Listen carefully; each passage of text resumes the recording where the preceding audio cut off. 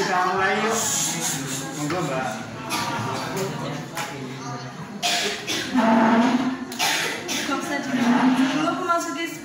Sebelum masuk sebagai jajaran wirausahawan sukses di Indonesia, Bob Sadino sudah mengalami banyak sekali jatuh bangun dalam menjalankan usahanya. Bermula dari menjadi pegawai biasa selama 9 tahun dengan modal seadanya, dia memberanikan diri berhenti dari pekerjaannya dan memulai karir baru sebagai seorang pengusaha. Usaha pertamanya adalah bisnis penyewaan mobil. Ia hanya bermodalkan 1 mobil yang ia supiri sendiri. Namun nasib malah menimpa. Ia sempat mengalami kecelakaan dan akhirnya bisnis tersebut berhenti di tengah jalan. Sebelum mulai bisnis berikutnya, ia sempat beralih menjadi buruh bangunan hingga pada akhirnya menemukan peluang usaha yang cukup menguntungkan.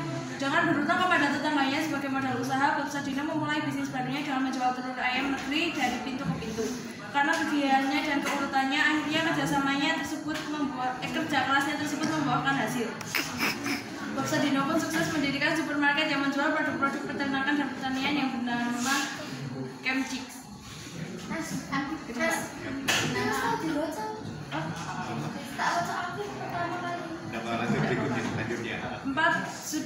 2. Sudono Salim.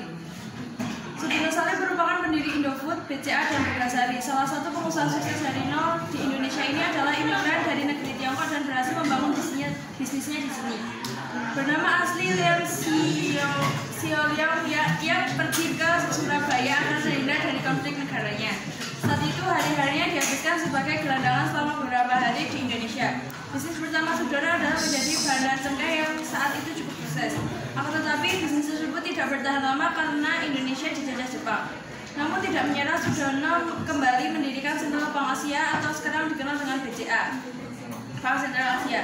Dari sana beliau melebarkan bisnisnya pada produksi pangan atau Begasari dan makanan olahan mie, yaitu Indomie hingga sekarang. Pasti nggak Pak? 3. Dato Sri Tahir. Dato Sri Tahir adalah pendiri Mayada Group.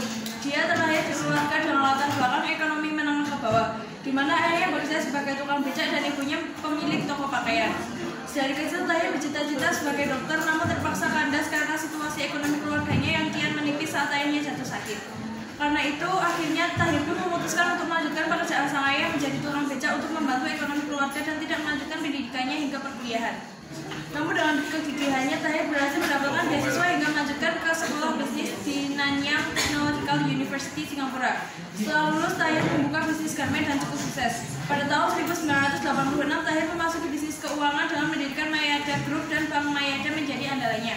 Pada saat terjadi krisis moneter pada tahun 1998, Bank Mayada tetap berdiri dan kini bisnisnya sudah masuk pasar saham Bursa Efek Jakarta.